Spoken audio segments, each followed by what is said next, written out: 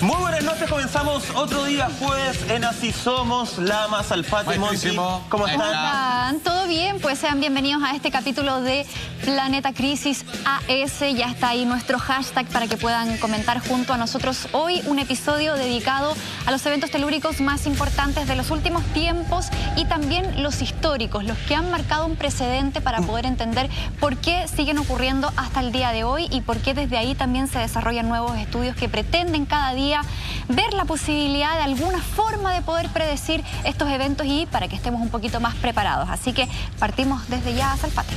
¿Qué es lo que sucede? Que hay una preocupación que no es menor estar atento frente a lo que no ha dejado de suceder en el Cinturón de Fuego del Pacífico. Como ustedes saben, existe dentro de las distintas fallas y dentro de este distinto rompecabezas que forman las placas tectónicas de la Tierra, gran parte de aquellas donde incluye prácticamente el 80% de los movimientos telúricos y terremotos más grandes de la historia están incluidos en esta especie de perímetro que pasa obviamente por toda la costa asiática, sube, baja por Estados Unidos hasta llegar casi por completo en toda la costa y territorio nacional. Ahí lo estamos viendo. Con esa línea de color rosado podemos ver que ahí es donde se concentra la mayor cantidad, no solamente de placas tectónicas que chocan entre sí y provocan los más fuertes terremotos de la historia, sino también la mayor cantidad de volcanes. Vale decir que solo en esa gráfica queda representado Chile y se entiende por qué es el país más sísmico del mundo, porque está prácticamente en un 80% insertado dentro de esa línea de peligro. Y hoy día, por estas últimas semanas, todo lo que es esa circunvalación de sismo ha estado tremendamente activa. Siempre lo está. Pero cuando los temblores van de los 7 grados en la escala Richter hacia arriba, generando terremotos, donde hay grandes pérdidas materiales y Dios no lo quiera, en ciertos momentos de la historia, gran cantidad de pérdidas humanas, es donde hoy día volvemos a estar atentos y a ver cómo puede, no lo digo de manera chauvinista, de cómo esto podría incluso afectar en Chile. Ahora, hay un aspecto que es llamativo respecto a la situación de Nueva Zelanda. Esto fue el 4, si no me equivoco, ¿no? Sí, el viernes pasado. Claro. Para nosotros el jueves pasado. Jueves pasado. Hay 3 sismos, hay 3 terremotos, digamos las cosas como son. Sí. Esto del sismo... El más bajo es 7.1. Sí, es muy nuestra. O sea, es terremoto acá y allá. Sí. Uno pareciera ser independiente y 2 movimientos que se encuentran posiblemente ligados. Claro. Y aquí es donde nacen un montón de cuestionamientos y preguntas respecto a por qué hay un movimiento independiente. Uno tendría a pensar que podría ser un precursor. Sabemos que los precursores pueden ser mucho más que uno.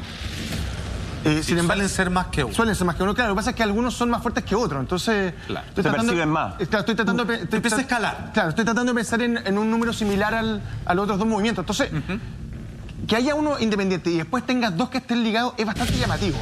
A mí me parece que puede llegar a ser incluso una tendencia hacia más adelante, porque finalmente todo lo que sabemos o manejamos respecto a los enjambres sísmicos, o incluso a los precursores o a la misma migración, esto te lo quiebra y esto te lo rompe. Porque es como que en vez de uno fueran 3, pero 2 son gemelos y uno es un amigo. Es como el rebelde, el que está ahí. Pero ¿sabéis qué? Agarrando lo que dice Lama, yo leía en un artículo de La Tercera hace poquito, del 5 de marzo, justamente después de estos movimientos, que se planteaba, y el titular era, ¿están relacionados estos 3 terremotos? Y planteaban distintas teorías e hipótesis que quiero compartirlas contigo, Salfate. Sí, hay distintas teorías. Para ver si las compartí. Ellos hablaban, y acá lo noté, dice, por lo general los geólogos dicen que a distancia de 1000 kilómetros es muy grande la distancia, es mucho para poder asociarlos justamente. Por lo tanto, según esas teorías de ciertos geólogos, no estarían relacionados, pero, y acá viene otro argumento que tiene que ver con cómo miramos hacia adelante, que me parece muy interesante.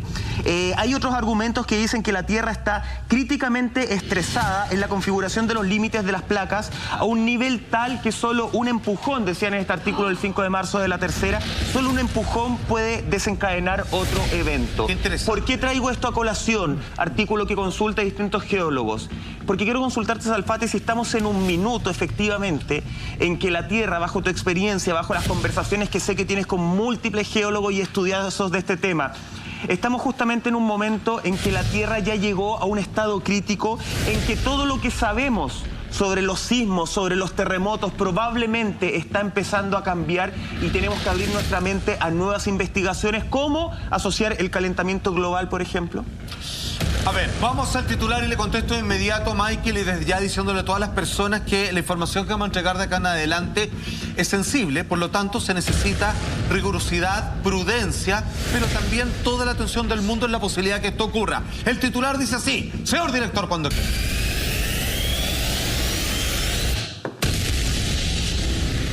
Dice ahí, Nueva Zelanda registra 3 fuertes terremotos que obligaron a emitir 2 alertas de tsunami y parte, digamos, de ese fenómeno llegó a las costas chilenas, pero sin embargo, afortunadamente no hubo nada que temer, nada de lo más mínimamente que preocuparse, razón de la cual esto no se puede adelantar hasta el momento que sucede. Ok, le voy a contestar, querido Michael.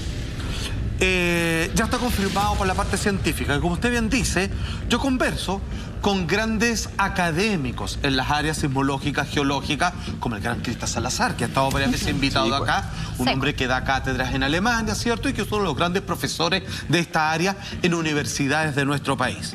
Y por otra parte, hay personas que con sus propias teorías y que dado su estadístico a cantidad de acierto, nosotros las juntamos y pareciera que cada vez más parte de la ciencia que avanza de manera prudente pisando huevos parece acercarse a estas otras que son un poquito más valientes o por lo menos digamos más adelantadas para su época, como suele ocurrir en las cosas que son nuevas.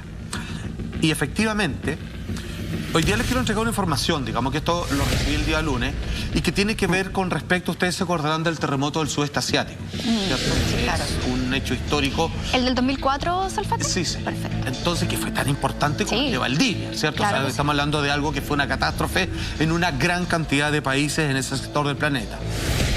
Según estas teorías, el ciclo de ese terremoto, que entendiendo que un terremoto es una cantidad de energía que se libera y se vuelve a juntar y que en un periodo determinado, aproximado, tiene que volver a repetirse, eso podría volver a suceder, ¿cuándo?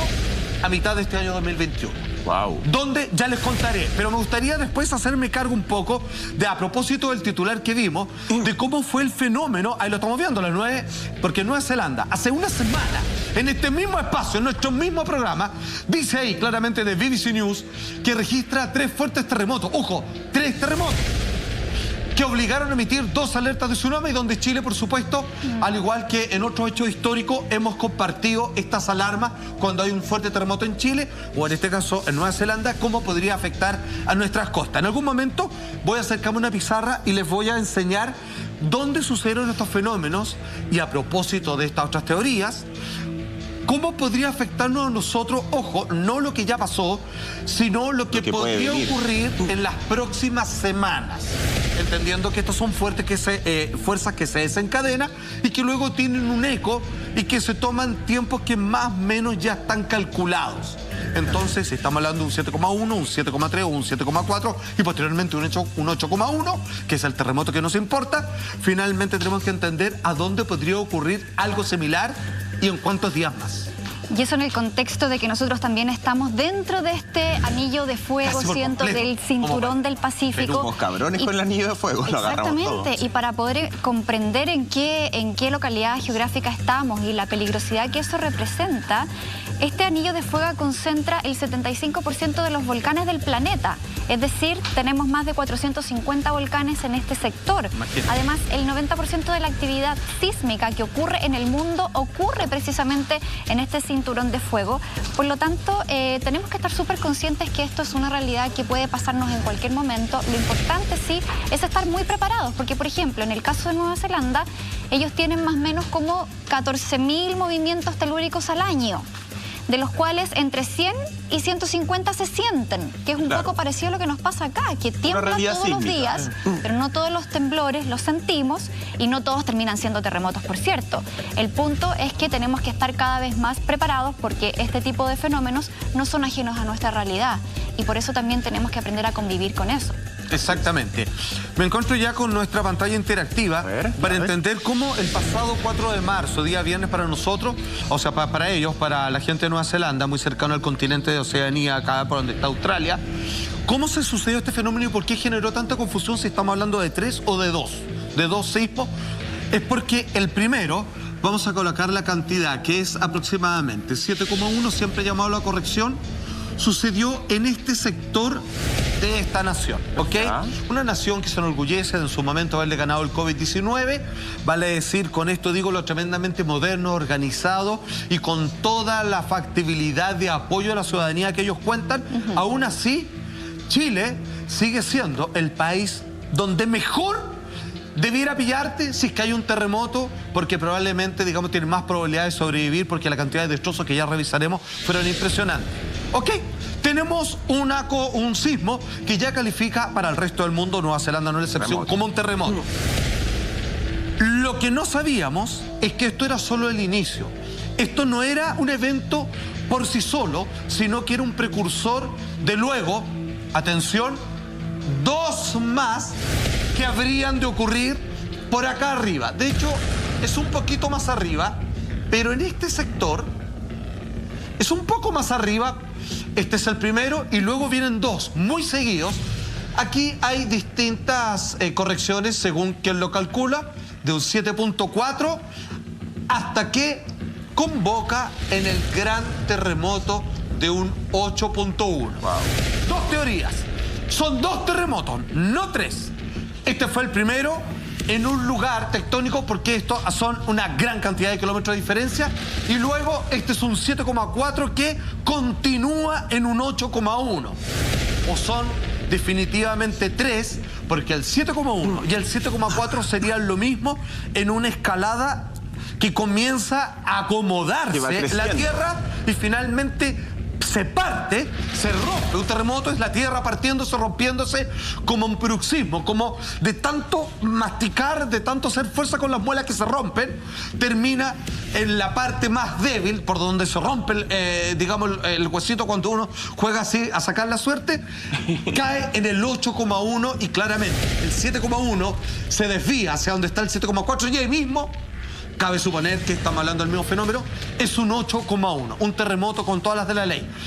Ojo, esto generó grandes desastres en Nueva Zelanda, pero esto ocurrió muy adentrado en la parte noreste en el mar. Si un 8,1 sucede, por ejemplo, en el mismo lugar del 7,1 o dentro de tierra firme, aquí estamos hablando de otra historia y hasta el día de hoy estaríamos tratando de ayudar al rescate de las personas que todavía estarían atrapadas sin lugar a dudas. Estamos viendo algunas imágenes ahí para que ustedes entiendan de la significancia de lo fuerte que es un fenómeno mira, de un 7,1 más un 7,4 más un 8,1 en donde los 2 más fuertes ni siquiera tocaron el suelo. O sea, la distancia es grande, ¿eh? Es como la mitad entre Chile y la isla de Pascua. Ahí fue el terremoto, fue tremendamente lejos y aún así este es el desastre. Perdón, en estos 3 terremotos, ¿cuánto tiempo ocurrieron? Fueron seguidos, ¿no? Fueron bastante seguidos. Hay un promedio de 5 horas que generalmente es lo mismo que se dio en...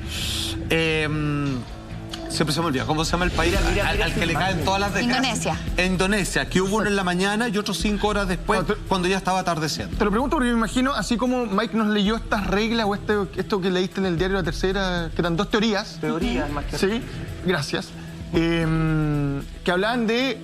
No puede ser el precursor si está en un margen de 1000 kilómetros, dijiste. Claro, a más de 1000 kilómetros según lo que planteaban ahí. Me imagino que el tiempo también tiene que ser un factor. Tiene que haber cierto tiempo para que sea precursor o para que sea un movimiento telúrico independiente. Claro, lo que pasa es que aquí lo que se está viendo es que el estudio dice que está todo tan apretado que si alguien me empuja por acá probablemente se me rompe una costilla. Así porque va a haber más fuerza y en la parte donde esté más débil, esa es la que se va a quebrar primero, aunque la fuerza la he hecho acá y acá pude aguantar. Porque el del 7,4 al 8,1 es como decir, por ponerlo en perspectiva, si me sacudí, no fue suficiente, me tengo que sacudir un poco más fuerte. Ordené. O sea, eso te demuestra lo que dice Juan antes, que la tensión y cómo está ahí. Ojo que haya sido en el mar, recuerda mucho lo del 2004 que lo decían anteriormente. cuando uno lo siente en tierra y finalmente llega el tren de olas, termina teniendo una catástrofe como la que ocurrió ahí. Entonces creo que a mí me asusta tanto en tierra como en agua. Creo que el tema del mar, cuando no lo sientes en tierra y no tiene ningún tipo de alerta para entender que puede venir un tren de olas y un tsunami, es súper peligroso. Y un 8,1, créeme que levanta olas importantes e imponentes. Porque probablemente todo el tema que tiene que ver con los movimientos en el mar está menos estudiado también. Hay como un espacio un poquito más vacío. Yo no sé si podemos mostrar eso. Nuevamente en las imágenes del destrozo. Porque estamos hablando además de un lugar que, como ya decía Monty hace un rato, ellos están acostumbrados al movimiento sísmico de algún modo, ¿cierto? No, sí, claro. No es como un sismo al año, no. Sienten varios, es un país sísmico, lo podríamos mencionar así. Y los destrozos, con ese 8 y algo en el mar, con el 7.1, con el 7.4, son tremendos. Menos mal no hay vidas que lamentar hasta ahora, pero los destrozos, lo que vemos en el supermercado, las casas destruidas, los vehículos dañados, justamente, es tremendo. Y tú hablabas ahí al principio, Salfate, decías que esto generó, a raíz del titular, 2 alertas de tsunami para nuestro país. Exacto. Y ahí a mí, desde el viernes pasado, desde que empezamos a ver estas noticias, estoy con una duda que no logro entender ni descifrar, y quiero ver si ustedes me pueden ayudar, porque a lo mejor la gente en la casa también tiene la misma pregunta. Cuando uno empieza a ver que en Chile se dan cadena nacional, empieza, ¿cierto?, el ministro Rodrigo Delgado a hablar de esta situación, a hacer la alerta de tsunami, empiezan a llegar los avisos, uno lo primero que dice es, ya, esto es serio. Hay que efectivamente, hay que tener cuidado, qué sé yo. Después uno sigue viendo las indicaciones del ministro y decía que se confirma olas de 30 centímetros. Claro. Yo en ese momento, dentro de una ignorancia máxima, yo dije, pero a ver, olas de 30 centímetros, ¿es necesario avisar? ¿Es necesario hacer una alarma de esto, una alerta? Porque yo medía 30 centímetros. Es una regla. Es de las reglas que llevamos al colegio. Claro. O sea, si ya saben que las olas son de 30 centímetros, hay que avisar. ¿Es necesario? ¿Puede ser igual de destructivo porque puede agarrar otra cadena? Esa es la duda que tengo. Ya, excelente pregunta, la verdad, porque probablemente es una duda que tiene mucha gente en la casa. Vamos con el siguiente titular que habla de eso y te respondo de inmediato. Dice así, señor director.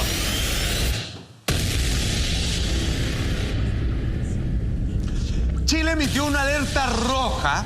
No hay colores más terribles que ese ante las alertas, ante la amenaza de tsunami tras el sismo en Nueva Zelanda.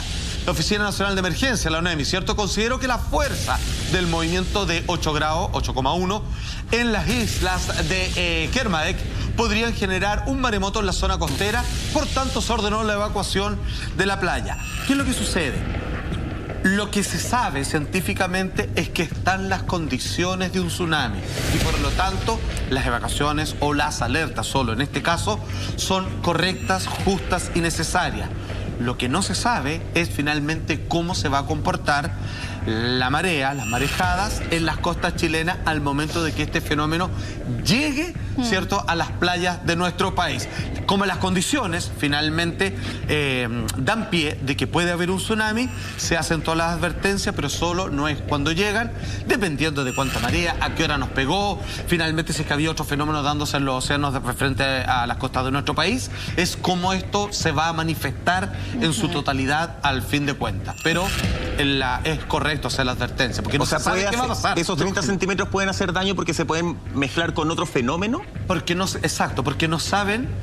Ellos ni siquiera saben si van a ser de 30 centímetros. Ellos no saben si van a ser de 5 metros. Claro. Que se empeoren porque la luna aumentó la marea y se puso peor. Imagínate en la mitad hay otro terremoto. Perdona mi ignorancia. No, pero es una buena pregunta. Una buena pregunta. Sí, buena pregunta. 30 centímetros no es poco. Yo sé que lo miras en menos, pero no es poco.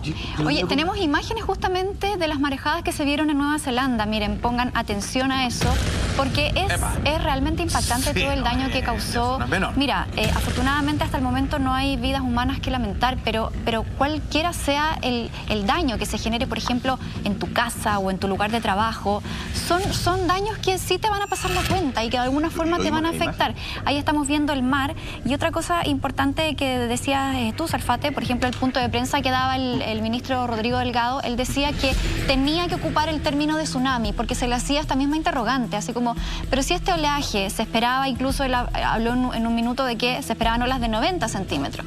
Entonces, hasta un metro, hasta dijeron. un metro. Entonces le hacían esa pregunta, ¿por qué hablar de tsunami si estas olas aparentemente no son tan grandes? Y él decía, es que tenemos que ocupar este término técnico, que es el del tsunami, porque efectivamente tenemos que resguardar y tenemos que proteger a la población, porque no queremos vivir episodios anteriores como lo ocurrido en el 2010, ¿cierto? Entonces, yo creo que en esta pasada, de repente, entre comillas, pecar de exagerado no está mal, porque en el fondo se trata de proteger la vida de todos nosotros. Y de hecho, ni siquiera exagerado, ellos no saben... Si va a ser 30 centímetros o 30 metros, de verdad no saben. Y yo también, probablemente puede ser que 30 metros no va a ser, pero puede ser mucho más que 30 centímetros. Hay que ser y yo también estoy de acuerdo, sorry Monty, con que hay que ser exagerado en ciertas instancias de la vida. Y en esta me gusta la exageración, porque la exageración puede salvar vidas. Yo mi gran duda justamente tenía que ver con eso, con que si se podía mezclar con otro fenómeno, y por eso en el fondo le ponen esta pseudo exageración, y esos 30 centímetros podían pasar a 1 metro, 1,5 metros, 2 metros, y ser así. 30 años más también. Sí. Oye, están viendo ahí a través del Alfatel, ¿cómo se llama eso? Pantalla, cuádruple, no sé cómo decirlo. Pantalla, la gente lo está viendo en la pantalla del televisor. Video wall. Video wall, eso que tiene un nombre más ciútico. No, pantalla, estamos en Chile. La tele, Mike. ¿Nos achicaron el video wall? ¿Te das cuenta el registro? El registro habla mucho de cómo se prepararon los neozelandeses. Sí. Él ya está en la zona de evacuación, ¿cachai? Que está muy lejos. Está arriba. Donde jamás va a llegar un tsunami. Exactamente, o sea, perdón. Claro, porque ahí la alerta era... Pero ¿qué era? Porque acá mucha gente tendríamos a lo mejor algunos videos de bastante más cerca de la costa posiblemente. Claro. Oye, porque hay gente que es mucho más arriesgada. Eso te demuestra que además ellos igual tienen una cultura sísmica como la nuestra y entienden que cuando se hace la alerta y hay que ir al lugar que dice que es de evacuación, van y lo hacen. Claro. Sí, hay que quedarse ahí un buen rato. Sí, y me parece que está bien. Esos son los protocolos que tienen que tener no solamente los países que viven movimientos teóricos, sino que algunos más, y entender cómo uno tiene que comportarse ante algo que es bastante incierto y que también uno muchas veces se descontrola. Ahora, uno lo ve desde afuera y ve Nueva Zelanda, un país que está rodeado de agua. Finalmente, uno hace la comparación con Chile, uno acá, no sé, podría ir arrancar hacia los cerros si estás en la costa. Pero allá, claro, yo no conozco, nunca he ido, pero por lo que veo también tiene como estos cerritos que yo no sé finalmente cuánta seguridad podrían entregar. Me cabe esa duda. Ahora, yo sé que hay un protocolo, yo sé que hay zonas seguras. De hecho, el llamado justamente era de las autoridades a ir a estos terrenos elevados, a ir con calma, decía, vaya lo más hacia el interior que se pueda, ¿cierto? De toda esta zona geográfica, ir hacia el centro justamente, y decían, vayan a pie o vayan en bicicleta, pero no tomen el auto, porque aún así se vieron muchos embotellamientos, sobre todo hacia la zona noreste, ¿cierto? Que es donde fueron estos epicentros. Es que dejaban la pista del medio vacía. Los que... Siendo que no se puede ir en auto, se fueron por las orillas y ocuparon las dos laterales, por si es que habían vehículos de emergencia que tenían que pasar, lo hicieran despejadamente por el medio, que nunca, digamos, se trataron de meter ahí. Claro. Eso igual habla de una buena conciencia social y de un acto de generosidad también por el que tenías al lado. Eso es una organización de la ciudadanía, justamente en base a qué, en base a lo que nosotros... Pero empatía en base a qué, en base a la educación, en base a tener justamente la conciencia de cuando ocurre eso. Sí, ya no estamos en una época en que la empatía la vamos a sacar de un sombrero. La empatía tiene que venir de la mano de la educación, y probablemente la educación cívica en torno a este tipo de eventos, ahí nos pega 10.000 patadas en el traste. ¿Cachai? Ahora, fíjate, y el COVID-19 y todo. Hay algo que no quiero dejar pasar, que es mucha gente que lo pregunta a través de redes sociales en nuestro país, digamos, que fue pionero en estas ideas, con las cuales hay que ser mesurado, digamos. Las condiciones del país, las formas de comunicación han cambiado y no es tan fácil hacerlo. Entonces hablaremos de la teoría de migración sísmica, con quien uno de sus fundadores pude hablar el lunes recién pasado. Le pregunté, por según mi memoria, que algunos países estarían conectados con Chile. Nueva Zelanda es uno. Vale decir, lo que sucede ahí podría suceder también en nuestro país. La respuesta es bien simple. Lo que sucedió, dada la magnitud, 8.1, podría repetirse en otra parte del planeta. Si es que fuese Chile, y lo digo de inmediato, es el punto con menor probabilidad de que suceda. O sea, a estar más tranquilo que de costumbre, que sería el sur de Chile, pero esa es la conexión, sur de Chile con Nueva Zelanda, pero no habría nada que preocuparse por el momento, porque el que tiene el menor porcentaje de probabilidades, este 8,1 deberá manifestarse. Simplemente lo dejo. ¿Por qué lo digo? Porque esta misma teoría habló del terremoto de Grecia, del de Nueva Zelanda. hace un mes. ¿Manifestarse ¿Esto es? en cuánto tiempo, Salfate? Eso. Ok. Recalco que lo que estamos hablando se dijo con antelación hace un mes. Y se Por eso cumplió. es bueno tener esta información que voy a dar a continuación. ¿En cuántos meses? En el siguiente rango. Fue el 4 de marzo, ¿cierto? Del 4 de abril al 4 de mayo. Al ser un 8,1 es un rango grande que va 30 días posterior al primero hasta 60 máximo. Perfecto. Y simplemente debo decir que la zona vinculada de Chile a este fenómeno es el sur de nuestro país, pero que es el punto con menores probabilidades, vale decir, y como que rara vez ha sucedido que el de menor probabilidades se manifieste, es que nosotros como chilenos no habría nada que preocuparnos, pero solamente para que lo tengan en la memoria, entre el 4 de abril y el 4 de mayo debiera haber un sismo de esa intensidad en otro lugar, que ya en algún momento estaremos indicando cuál es. Wow, ya tenemos entonces hasta el 4 de mayo. Nosotros vamos a seguir hablando de todo lo que está sucediendo sobre estos sismos. Hay sismos precursores, hay muchas investigaciones en cuanto a cómo se podría adelantar incluso no, que no este se podía. tipo de movimientos. Un cable que uniría Los Ángeles con Santiago de Chile buena. a ¿Qué? este nivel. ¿Por qué? ¿Por qué esa ciudad? ¿Cómo? ¿Por qué Fibra se óptica. conectan esos dos lugares justamente en los estudios que se están realizando? ¿Quién pondría la plata para financiar este cable, todo eso y mucho más? Historia de un terremoto también. ¿Qué pasó con Trump lo hubiera Valdivia hecho. en 1960? ¿Cómo cambió Chile y el mundo entero tras ese terremoto? Todo eso y mucho más lo seguimos revisando en esto, Planeta Crisis, después de una pausa.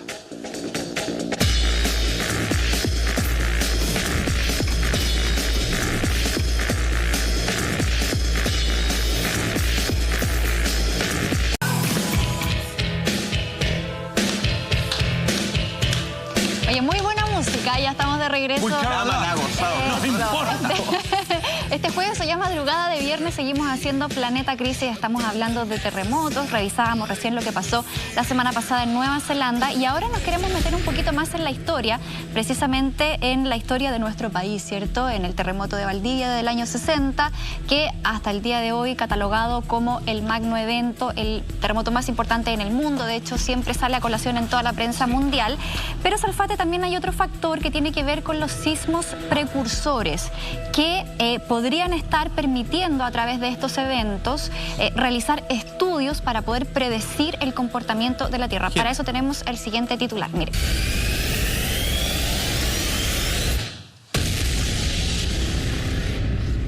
Ahí está, dice, sismos precursores podrían anunciar grandes terremotos, Salfate.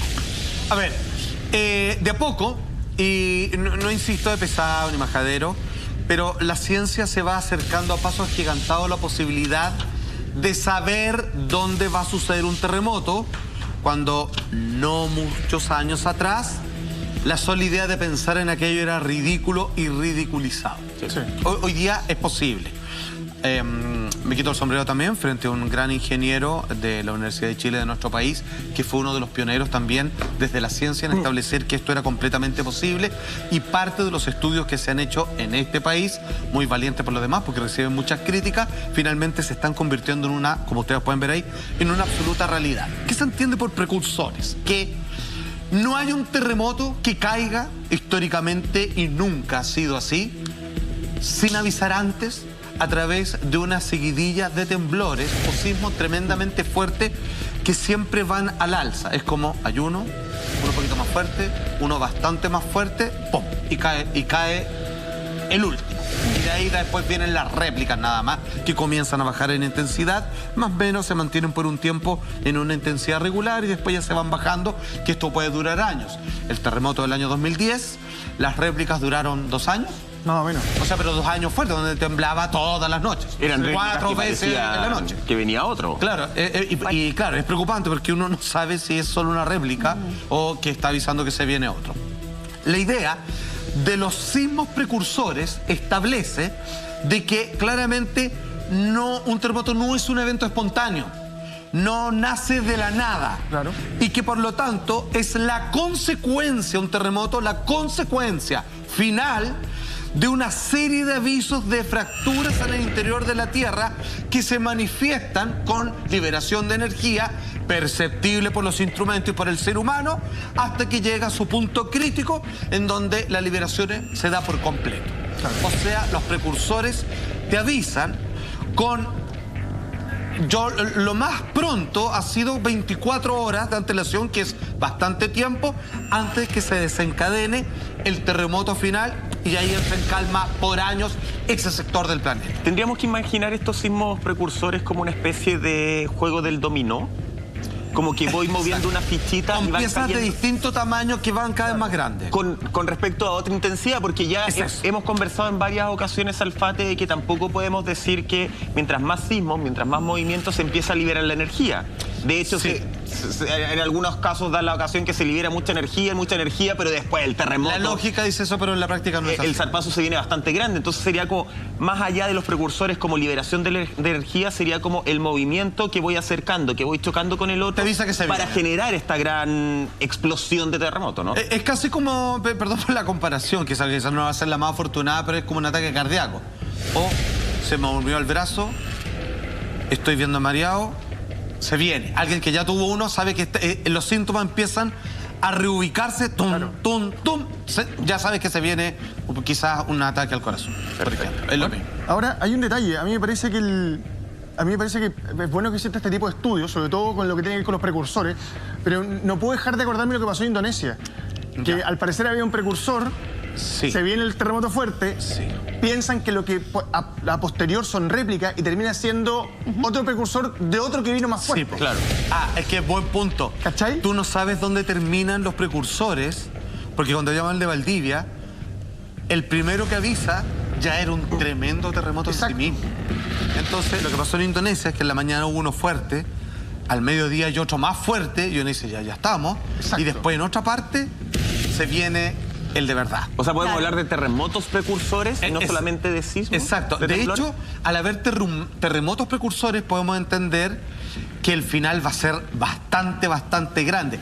Pero lo que decía Lama, tú no tienes cómo saber que lo que sientes ahora, la ciencia lo que pretende resolver muy pronto, es un precursor o es un temblor fuerte y que ahí va a quedar todo. O parte de la réplica. O parte de la red. Sí, oye, a propósito de que hoy se cumplen 10 años del terremoto más devastador, magnitud 9.0, que después desemboca en un demoledor tsunami, ¿cierto? En la costa noreste de Japón, Vamos a dar una en información muy Fukushima. valiosa con respecto también en eso. ¿Cierto? Fukushima, que ya son 10 años, que por lo demás todo ese desastre natural derribó en otra catástrofe, otra tragedia que tiene que ver con este desastre nuclear de la planta de Daiichi, que ha sido uno de los desastres nucleares más grandes también de la historia de la humanidad, donde se inunda esta planta y donde se cataloga como su gravedad y su nivel de daño nivel 7, o sea, la misma catalogación que se le hace al desastre de Chernobyl. Pero bien tapado, ojo. Ahí comenzó la teoría sísmica de migración, que lo que pasó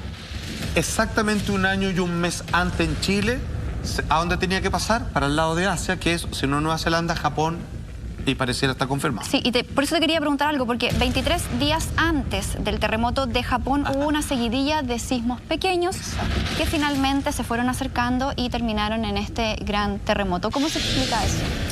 En ese momento, podríamos decir que los terremotos grandes no empezaron a darse de manera más frecuente, de no ser porque el que ocurre en Haití en el año 2010, que luego termina siendo el terremoto en febrero del año 2010 en Chile, el ya bastante conocido, tan fuerte que llegó a correr el eje del planeta Tierra. O sea, el planeta completo quedó desplazado gracias a ese sismo. Y un mes después, sucede algo de similar intensidad en Japón.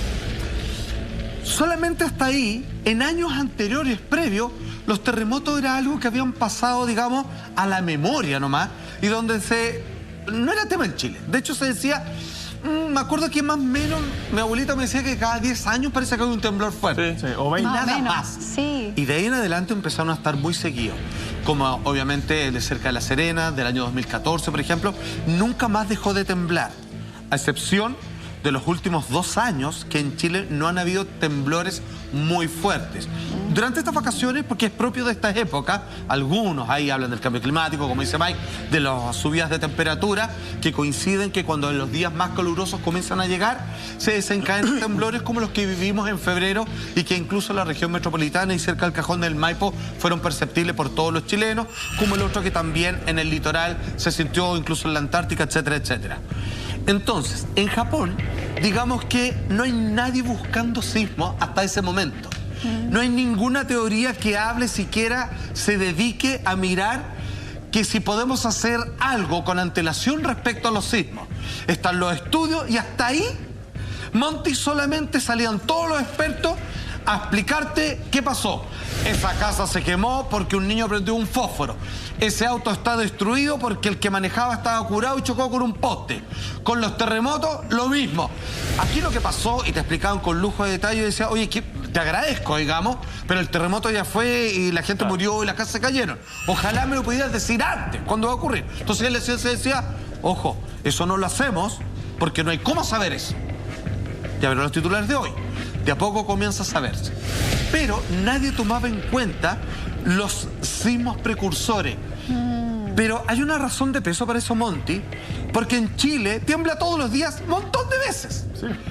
Y no todos los días hay un terremoto. Claro. Entonces, ¿cómo saber? Huasco, donde hay enjambre sísmico. ¿Cómo discriminar cuál sí, cuál no? Donde hay hasta 15 terremotos en un día. Wow. Entonces tú dices, ¿yo puedo deducir que va a haber un terremoto en la tarde? No, todavía no. Y de hecho, hay mucho enjambre sísmico, más terremotos hay poco. Menos mal.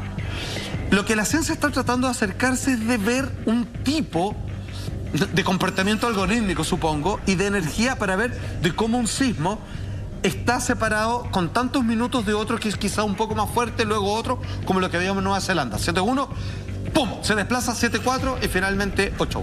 Tú hablabas, Salfate, un poco de lo que nos han hecho cargo en cuanto a los estudios. Y ahora, a raíz de lo que decía Monty, este aniversario, conmemoración de los 10 años de ese fatídico día, justamente, salió a la luz un caso de un caballero, no sé si lo vieron en las noticias, que lleva 10 años buscando a su mujer. Oh. Y lleva 10 años buscándola como submarino. Se va, empieza a bucear, y la va a buscar justamente porque el último mensaje que recibió de su mujer era: quiero volver a mi casa. Fue el último mensaje que él recibió de su mujer. Y va durante 10 años, ha ido, no todos los días, pero constantemente a buscarla. ¿Y por qué cuento este caso que sale justamente por los 10 años que se cumplen? Porque hay varios aspectos en lo psicológico de lo cual nadie se hace cargo. De hecho, hay un estudio acá en Chile que se hizo después del terremoto del 2010, que lo tengo anotado acá, lo hizo el equipo de investigadores de la Fuerza Aérea de Chile, el Departamento de Psiquiatría de la Universidad Católica y de la Sociedad Chilena de Psicología de Emergencia y Desastre, que según estas convenciones psicológicas hablaron de los daños psicológicos más comunes que quedaban en los seres humanos. Después de un evento como un terremoto, después de un evento como un tsunami, después del evento que vivimos después del 2010 nosotros, y las consecuencias psicológicas son trastornos por estrés agudo, trastornos por estrés postraumático, depresión mayor, trastornos de ansiedad, distrés subclínico, que es básicamente un estado de angustia como extremo y que es perdurable en el tiempo. Ahí siempre ese colchoncito de ansiedad. Claro, en ese lugar de angustia, y el aumento del consumo de alcohol y de drogas, de sustancias no ilícitas. Lo traigo a colación porque siempre después de un terremoto viene el plan de cómo rearmamos un país, cómo rearmamos la ciudad, cómo empezamos a trabajar. Pero estos aspectos, lo psicológico, lo psiquiátrico, nunca se toma en cuenta. La salud mental de la gente. La salud mental de la gente, que es algo que no pasa un día el otro. Lo que decís tú, el miedo constante de que esta réplica puede ser otro terremoto, de que la casa a lo mejor te aguantó el terremoto, pero después se puede empezar a caer con las réplicas. Y probablemente, eso es lo que nosotros vivimos en el 2010, y probablemente es lo que también la gente vivió de otra forma, de otro modo, en 1960 también, con el terremoto de Valdivia, que es, Salfate, corrígeme y golpéame si me equivoco, históricamente el más grande, el más importante a nivel mundial, ¿no? De toda la historia de la humanidad, medible. Cuando el hombre logra construir instrumentos para calcular con cuánta fuerza golpeó un terremoto un sector del planeta, cuando ya existían esos instrumentos, tenían una medida máxima. Hasta aquel entonces, los instrumentos que se calculaban que podrían medir un terremoto en su grado máximo conocido, que podía ser un 8,5, 8,6, ellos, en vista de aquello, generan una máquina, un instrumento que calcula hasta 9,5. En el Valdivia, la aguja llega al tope, llega a 9,5. Dado que estamos hablando de un terremoto que duró 14 minutos. O sea, ustedes se dan cuenta de lo que es 14 minutos de un terremoto de 9,5. ¿Pero solo uno? Ya, aquí se hablan de que pueden ser 2 o más, y que esto sí tiene terremotos precursores que ya te los voy a mostrar. Pero fíjate que como el instrumento solo llegaba a calcular 9,5, algunos han deslizado que esto fue tan impresionante que quizás llegó hasta 12. 12. Claro, y hay otros que dicen, mira, por lo menos 10. Por lo menos esto fue 10 grados. Acuérdense que cada décima cuenta y que casi duplica la anterior. Esto fue, a ver, la gente no arrancaba, la mayoría se desplomó de rodillas y miraba al cielo porque sintió en algún momento el cerebro colapsó y no pensaba que estaba frente a un hecho natural del cual podía atinar, sino que era lo más parecido al apocalipsis. O sea, era algo que era como un castigo divino. Hubo hechos también de un sacrificio humano, también, digamos, parte de la historia oculta, digamos, de los hechos que ahí sucedieron. Se salió todo el calle-calle. Cuando uno va desde lo que es Temuco a Valdivia, uno puede ver, digamos, que gran parte de las edificaciones y de los árboles todavía se asoman en los lagos, porque hasta el día de hoy quedó todo tapado, digamos, parte del océano y del río en sí. Desapareció todo. Mira, tenemos la siguiente gráfica. ¿Ya? ¿Vamos? Que tiene que ver con este director de sismología, ¿cierto? Un hombre de mucho respeto, el señor Sergio Barrientos, no como el otro. Fue tan grande que hizo vibrar la tierra como si fuese una campana, ¿cierto? Como que fuese una campana. Hizo oscilar la tierra por completo. El tamaño fue de un terremoto que se ve pocas veces en la historia. Este es el más grande medible. Ojo, para que la gente lo entienda, en las épocas prehistóricas habían terremotos que hacia el ojo dicen, no sé, esto debe haber sido grado 30, una cosa así. Claro, pero ahí sí que no había ninguna... O sea, de hecho se moría todo, digamos. Como la cordillera de los Andes está hecho de terremotos, por ejemplo. Imagínate que la Tierra era plana y se creó la cordillera de los Andes. Imagínate lo que estamos hablando, una cosa. Terraplanistas, ya lo saben. A dudar. A dudar. Decía anteriormente que el terremoto de Valdivia posiblemente, al durar 14 minutos, sea más de un terremoto, sino que sean 2. Exacto. Ahora, lo que se entiende es que no... Estamos viendo imágenes mientras usted Sí, habla. eso qué está... tremendo. Es tan buena la imagen. Archivo histórico. Esto tiene que ver... No hay una pausa entre uno y otro, ¿no? Es como que un terremoto se montara por sobre otro. Es como cuando estáis bajando la música y al mismo tiempo estáis poniendo la otra canción. O es que chocan al mismo tiempo y generan que el movimiento dure 14 Es minutos. que es como un efecto dominó, porque es muy buena tu pregunta. Es como si yo te dijera... No es como un enjambre tampoco, ¿cachai? ¿Me entendí lo que te decirte, no? Sino que... Lo que pasa es que cuando... Mira, es que hay que entenderlo así. Sí, es un poco más sencillo de lo que parece. Es como si yo dijera, oye, rompí esta mesa y se partió la pata. Oye, qué raro, ¿ah? Porque yo ni me metí con la pata, yo le pegué así, pero un chancazo a este lado. Es obvio, si la pata es parte de la mesa, yo le doy un golpe tan fuerte, va a colapsar todo. Entonces aquí viene la pregunta, ¿son dos? ¿La mesa es uno y la pata es otro? ¿O es uno solo cuya consecuencia abarca eventos que puedo determinar como separados, pero que claramente están ejercidos por el anterior? Es una discusión de carácter casi más filosófico que otra cosa, pero ya que están seguidos, podemos hablar de un solo evento. Claro. Técnicamente puedo decir que si se pinchó la rueda de un auto y chocaste, en realidad hablamos de que chocamos nomás. O sea, porque es lo que importa finalmente. Y es lo que la sumatoria de estos dos posibles eventos por separado se suman como uno, porque perceptualmente, que es lo que nos interesa, se siente como un solo terremoto gigante, el más grande de la historia medible, que duró 14 minutos. Ojo, ustedes se acordarán, pero los que estamos acá, no todos estaban en el 85, que fue el primer terremoto que yo sentí siendo chico, pero en el 2010 todos estábamos acá presentes. Sí. Y eso duró un poco más de 3 minutos y medio. Y fue eterno. Fue eterno. Ya, ok. Yo estaba ebrio y lo Multiplica sentí igual de eterno. eso por 5 Me muero. en tiempo y multiplica eso por 10 veces más en cuanto a magnitud. O sea, a ver, para que lo entienda, es imposible que alguien no quede con secuelas psicológicas. Debe ser algo que el susto te transporta, te arrincona a un lugar insospechado de tu subconsciente, No sé que si es te- un miedo atávico, ya que ahí quedó para siempre. No sé si estáis fijados, pero después del 2010, sobre todo, muchas personas quedan con un miedo latente, pero que se transforma en una alerta constante. que es como que estáis acá y, por ejemplo, no sé, alguien mueve el pie y mueve un poco la mesa y te dice... Temblor. Está temblando. Y inmediatamente entra en una situación como de pánico. Sí. A mí me parece que por lo menos a mí en mis círculos tengo 3, 4, 5 personas que sufren de eso y que quedaron con esa Efectos sensación postraumáticos. constante. Y tienen razón, yo creo que nadie se hace cargo, bueno, es verdad, nadie se puede hacer cargo de algo que ni siquiera podemos pronosticar. Sin embargo, creo que es un punto a tomar en cuenta. No es sano vivir en alerta. ¿Cachai? La alerta es cuando hay un peligro, llévalo al mundo animal. ¿Cachai? Un animal no está en alerta constantemente, pero sí cuando siente que hay una situación en la cual puede poner en riesgo su vida. Entonces, me parece que eso de vivir alerta debe ser brutalmente estresante y agotador. Cuando además esa alerta te mata. empieza a entorpecer de alguna forma tu día a día. Y eso, claro, uno no puede predecir los terremotos, Monty, pero sí puede predecir los efectos que vienen posterior al terremoto. Y ahí uno sí puede trabajar. Yo entiendo el punto del Lama, porque es muy agotador vivir en alerta. En lo particular tengo una tía que es tremendamente temerosa de los temblores, los terremotos lo pasó súper mal.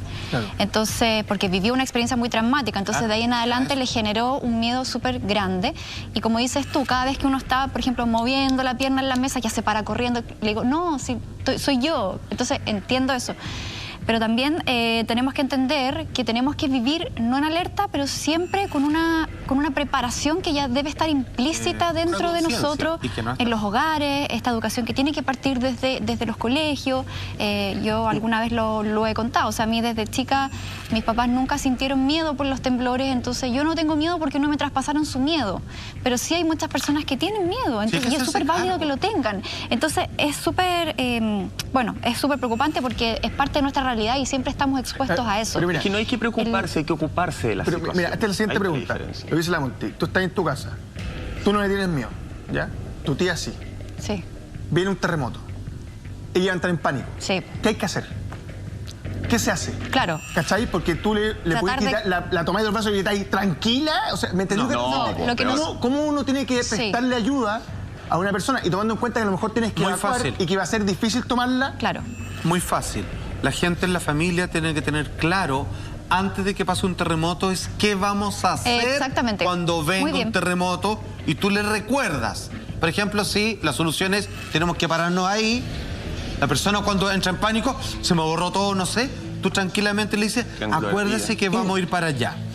Y te pones ahí, y le esperas y la miras, digamos, y le das contención mientras esto sigue ocurriendo. Exacto. Porque ya está decidido qué es lo mejor que puedes hacer.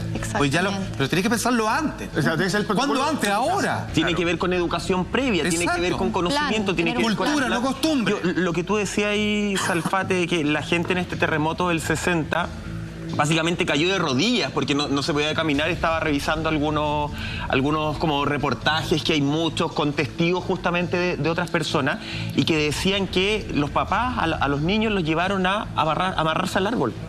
¿Cachai? Le decían, abrázate al árbol porque es la única forma de que efectivamente no te caigan los que estaban cerca de un árbol. O sea, así fue el movimiento, así era también el desconocimiento en ese minuto, porque ahí sí que nos hablaba. Piensan que en 1960, por lo que leí, recién se estaba hablando, recién se estaba planteando efectivamente la teoría de alguna forma real de las placas tectónicas. O sea, todo era muy distinto a lo que nosotros conocemos hoy día. Claro. Entonces ahí era aún peor. Pero la gente sí destacaba algo en todos estos testimonios, que decían, después del terremoto de 1960, los seres humanos nos convertimos en mejores personas. Los seres humanos empezamos a ayudar al que estaba al lado. Porque hay personas que durmieron por meses, por no decirte más tiempo, en la calle, en una campaña. Nos empezamos a ayudar, empezamos a ver al de al lado. Yo me pregunto, ¿qué es lo que nos pasó entre 1960 y el 2010? Donde ya no nos ayudábamos entre las personas y el saqueo estaba a la orden del día. Y la gente vendía litros de agua a precios que eran a 5.000 pesos el litro de agua de la llave. Bueno, después se sacó una especie de, no ley, pero de que eso se sancionaba fuertemente. Claro, por o sea, un descorazonamiento terrible. Tenemos un titular de la época y después vamos a ir al mapa para entender, a propósito de los precursores, que este terremoto fue 1 o 2 o 5. A ver. Ya lo vamos a entender. 5. Tenemos titular de la época que dice así. Estamos en el Día de las Glorias Navales, 21 de mayo, y el Mercurio de la época decía, trastornos sísmicos afectan gran parte del país. A no dudar, digamos, que gran parte de estas conmemoraciones se suspendieron que cuando comienza este fenómeno un 21 de mayo y termina el día siguiente, 24 horas más tarde y un poco más, el 22 de mayo de 1960, en el que hasta ahora, insisto, las imágenes hablan por sí solas, estamos hablando del terremoto más grande medible dentro de la historia de la humanidad.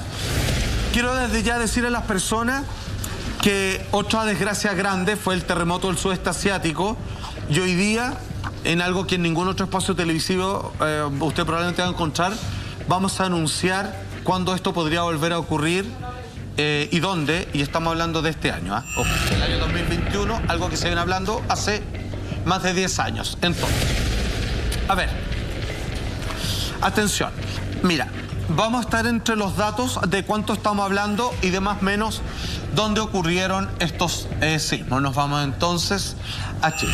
A ver, tenemos el día 21 de mayo. ¿Ya? Esto sucede, si ustedes me pueden ir ayudando. Ahí lo estamos viendo. Ahí está la gráfica. Curanilahue.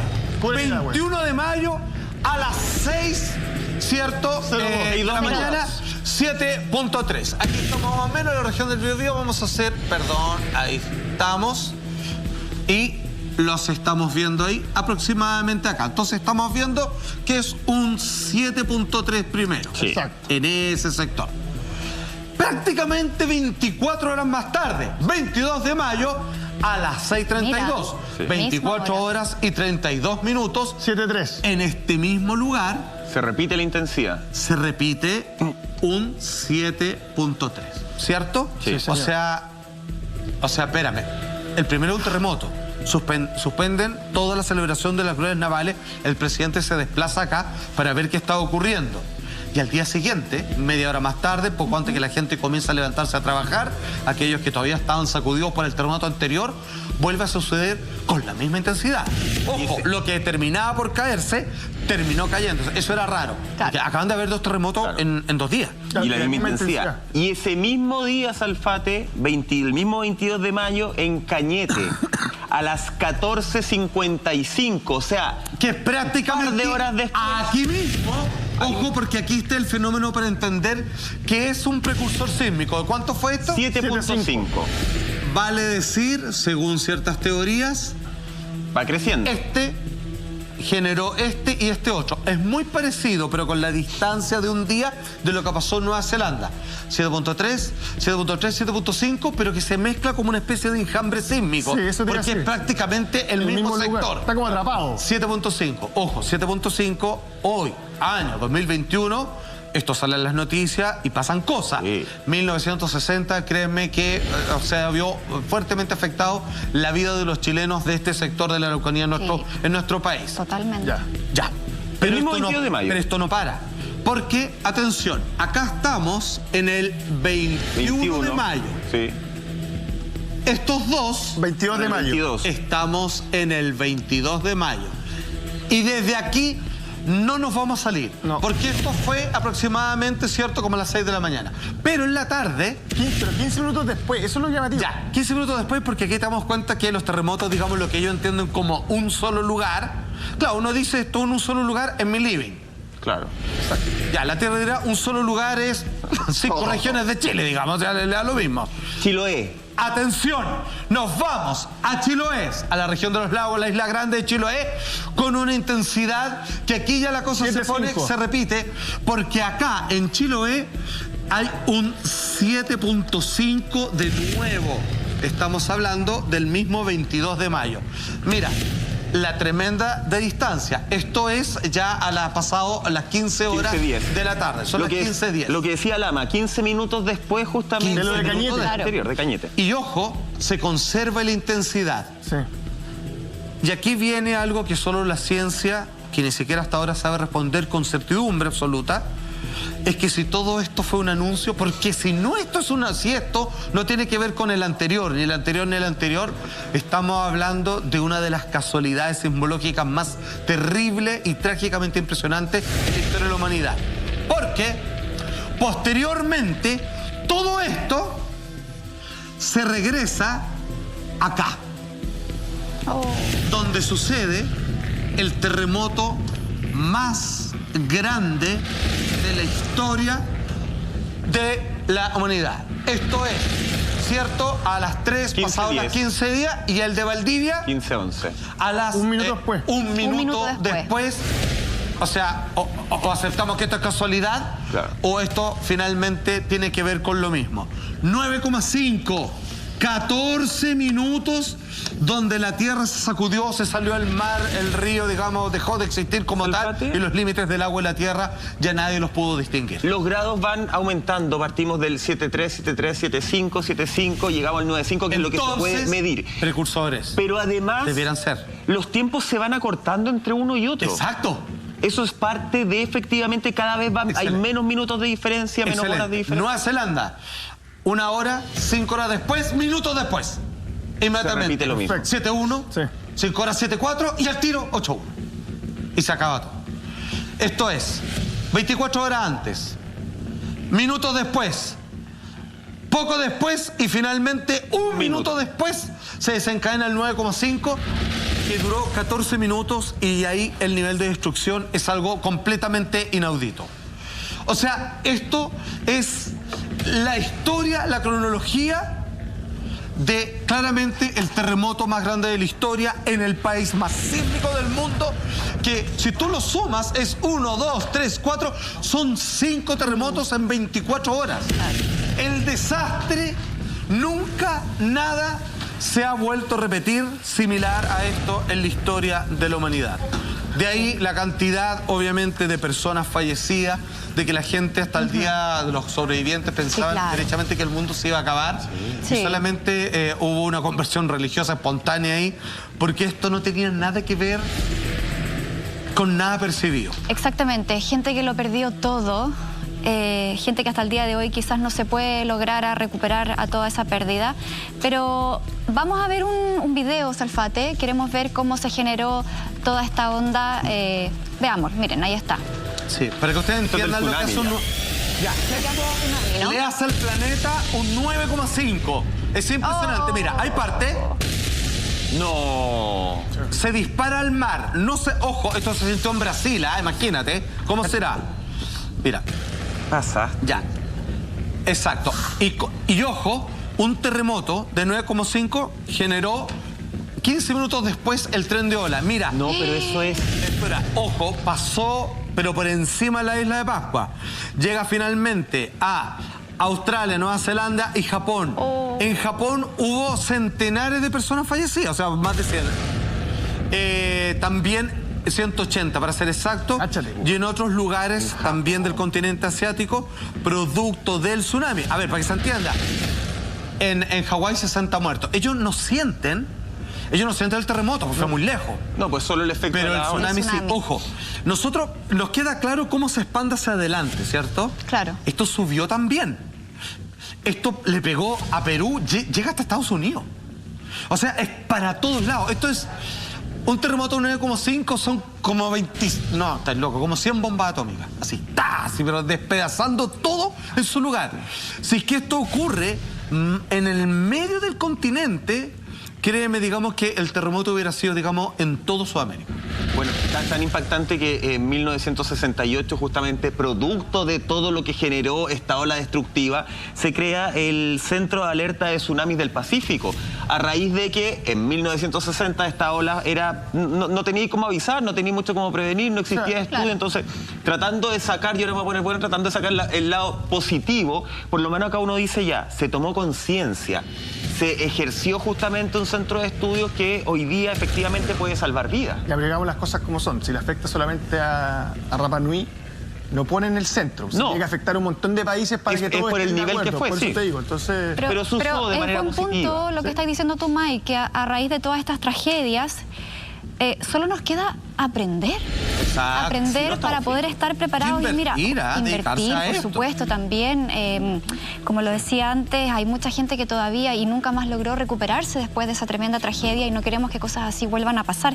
Por lo mismo ayer leía, fíjate las declaraciones, unos estudios que hacía un académico de la Universidad Austral llamado Galo Valdebenito, que él comentaba que justamente este terremoto de Valdivia en 1960 ocurre en medio de una adecuación a la norma de construcción, por ejemplo, que estaba haciendo y que venía desde los años 50, en donde se había catalogado toda la zona de Valdivia como una zona sísmica, pero de riesgo medio bajo, ¿ya? Como que era perfecta para construir, usted váyase a vivir allá, porque además de ser muy lindo, es bastante seguro. Finalmente llega este terremoto y hace cambiar toda esta hipótesis, todo este paradigma, y hoy termina siendo una de las zonas más peligrosas del mundo. Es una cosa de tiempo. Entonces, al final, hoy día, aprendemos que la norma de construcción ha cambiado no solamente en Valdivia, sino que hay todos unos protocolos para también construir en otras partes de Chile. La norma sísmica también es muy aguda, es muy precisa con eso. Cuidarla, hay que cuidarla, muy buena. Exactamente, o sea, nos sentimos orgullosos de aquello. Solo un dato que no quiero dejar pasar. Terremoto del tsunami del sudeste asiático 2004. Según ciertas teorías, que son las mismas que han confirmado los últimos sismos que han pasado en el mundo, terminaría cumpliendo un ciclo a mitad, justo en el mes 6 o 7 de este año 2021. ¿Dónde debiera suceder? Hay 3 puntos, pero donde está más calcado, donde está más puntualizado, es en California. Casualidad o no, California quiere mandar un cable para detectar sismos desde allá hasta Santiago. Vamos a verlo, nosotros seguimos, justamente estamos en esta ya madrugada de viernes, chiquillos, y se viene Breaking AS. Atención, atención, porque el año pasado todos nos alarmamos con el asesinato feroz del profesor Patti, ¿se acuerdan? Sí. Bueno, todo esto se ejerció, se cobró la vida de una persona por una mentira. Todo esto más a la vuelta de una pausa comercial.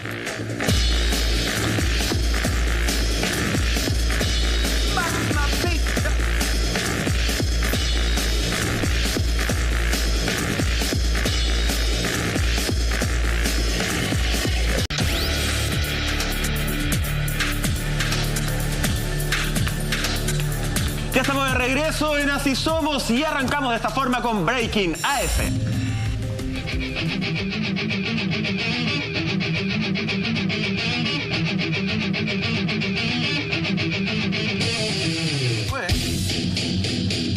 ¡Toma!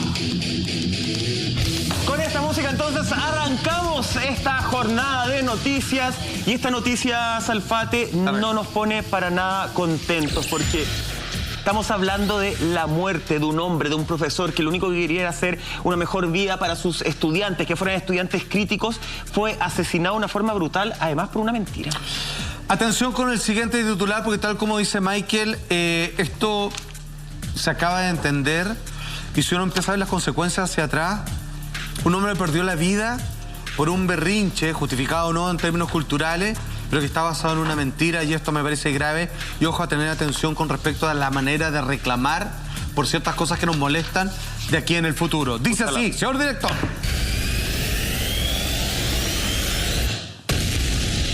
El titular que tenemos ahí finalmente nos dice: Samuel Patti, este profesor decapitado por una mentira. La chica que lo denunció admite que no estaba en clases. Recopilemos un poco de cuál fue la situación de lo que ocurrió el año pasado. Un profesor está dando una clase en Francia respecto a la libertad de expresión y cuáles son sus límites.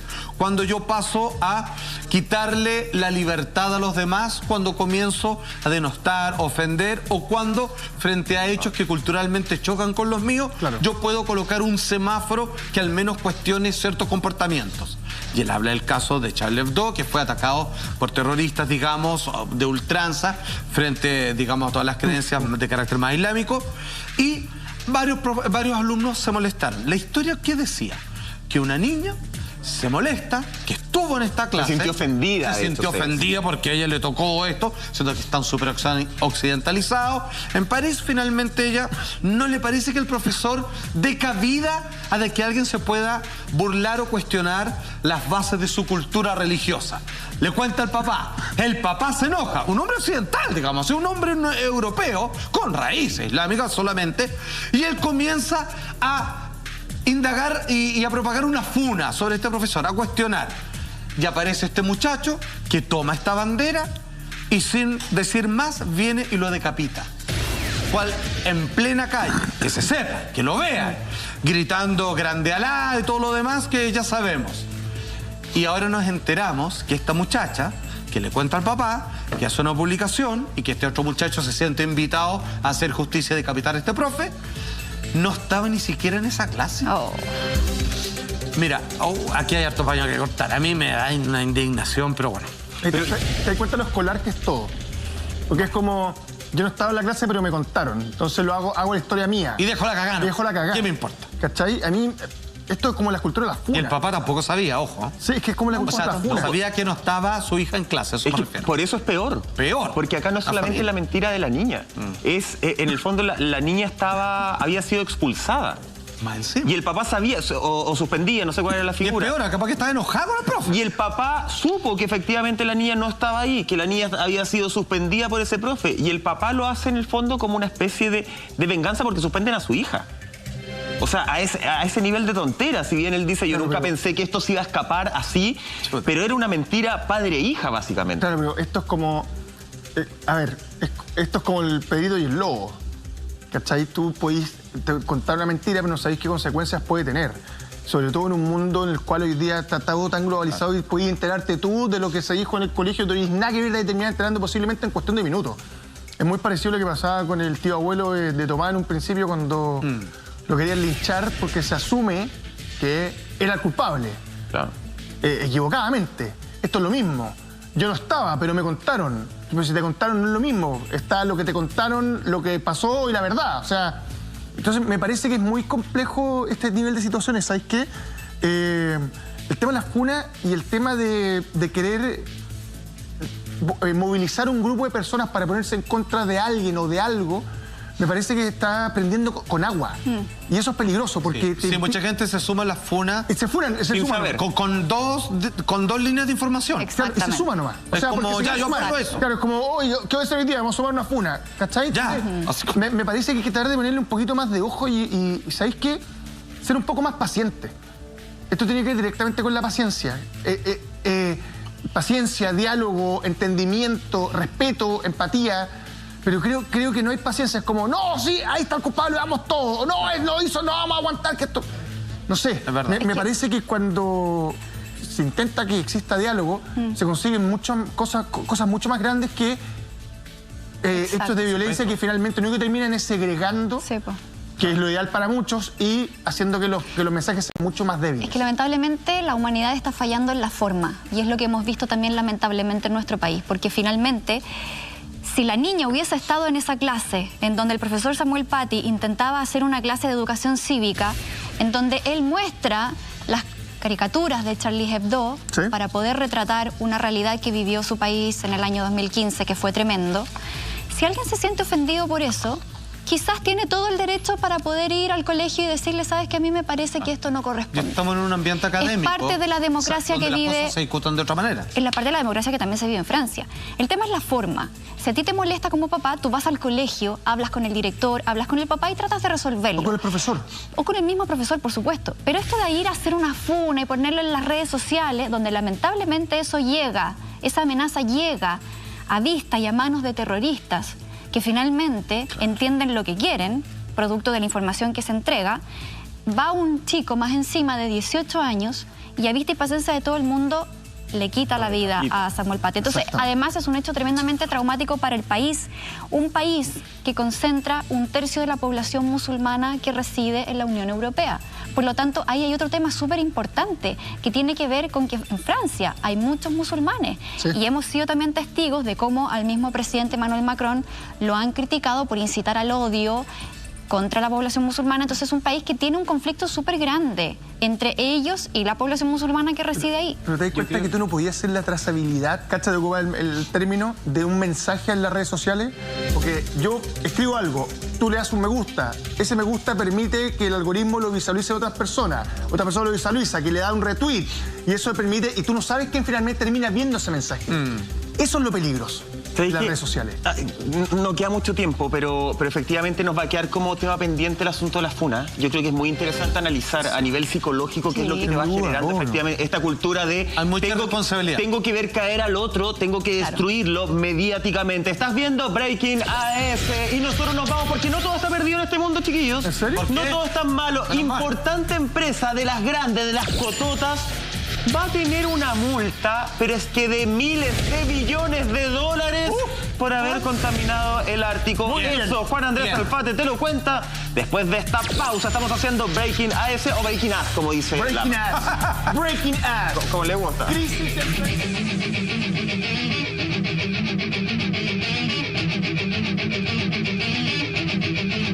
Vamos. Tenemos titular, mucha atención porque no va a poder creer la cifra de multa que le hizo pagar Vladimir Putin a estos hombres que tienen una tremenda empresa de explotación minera, Vamos, Vlad. que eran amigos, que yo creo que eso se rompió, pero que por lo menos habla bien del primer mandatario ruso. Atención con el titular. Para no creerlo, atención, por contaminar Ártico, minera paga multa récord de 1,4 billones de pesos. Lo digo de dos maneras, 1.900 billones de dólares o 1.433 billones de pesos. Billones. O sea, no, yo de hecho no sé cuántos ceros tiene eso. A ver, son 6 más 6, no, son como 12 ceros y 1.400 más, una cosa así. Imagínate, si la cuenta a la Teletón le cuesta a algunos animadores leerla. Impronunciable. Ahora, ¿por qué? Porque esta empresa de explotación minera decide en Mar Ártico, con esa mancha de color rojo que era posible verla hasta desde el espacio, qué tremendo eso. este combustible diésel, que finalmente es uno de los más grandes desastres en los casquetes cercanos, los casquetes polares, que haya hecho empresa a la mano del hombre alguna vez en la historia de la humanidad. O sea, el desastre es inconmensurable. Pero ¿sabes lo que me gusta de esta noticia? Más allá del monto, porque lo conversábamos de hecho antes del programa, de repente uno dice ya, el monto para nosotros suena mucho, para grandes empresarios de este nivel puede ser casi como ya, te doy el vuelto. Me gusta el mensaje. Él, como bien tú lo decís, Alfate, este empresario, el dueño de esta empresa, era íntimo amigo del primer mandatario. Entonces, de alguna forma, él pertenecía a este grupo que se sentían intocables, a este grupo de personas que efectivamente no los iban a tocar nunca. Creo que el mensaje es para el resto que está viendo esto, es, ojo, ni mi amigo, nadie va a ser intocable. Creo que en este momento el mensaje es súper positivo, se tiene que hacer cargo de la limpieza, de absolutamente todo. Entonces ahí uno dice, chuta, mira, están haciendo algo positivo en cuanto al medio ambiente y positivo en cuanto a mensaje de corrupción de alguna forma. Sí, ahí te das cuenta que Putin, como se llama esta sección, tomó a su amigo y le hizo un breaking ass. Le está sacando hasta el último peso. De todas maneras. Así que a mí me parece que está bien. Ahora, medida ejemplificadora del término, Mike. Exactamente. Medida ejemplificadora. Porque el daño a la biodiversidad de la zona fue tremendo. Irreparable. Así es. Oye, y estamos con música de cumpleaños porque hoy día, Jorgito, viejo querido. Viejito, tómese para acá. Jorgito. Nuestro querido Jorgito.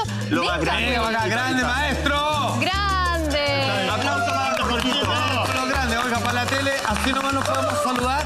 Apenas se puede, le doy el abrazote, maestro. No le vamos a Muchas preguntarle a felicidades. Jorgito. Muchísimas. El mejor, Que sea un ¿ah? excelente año. Feliz cumpleaños, amigo.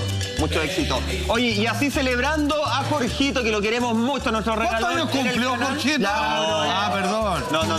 Ya tiene más de todo lo que más o menos. ¿Ve que es Putin usted para sus cosas? Ya, pues. Y el goloso, acá 30 centímetros no es nada, dijo. ¡Ya!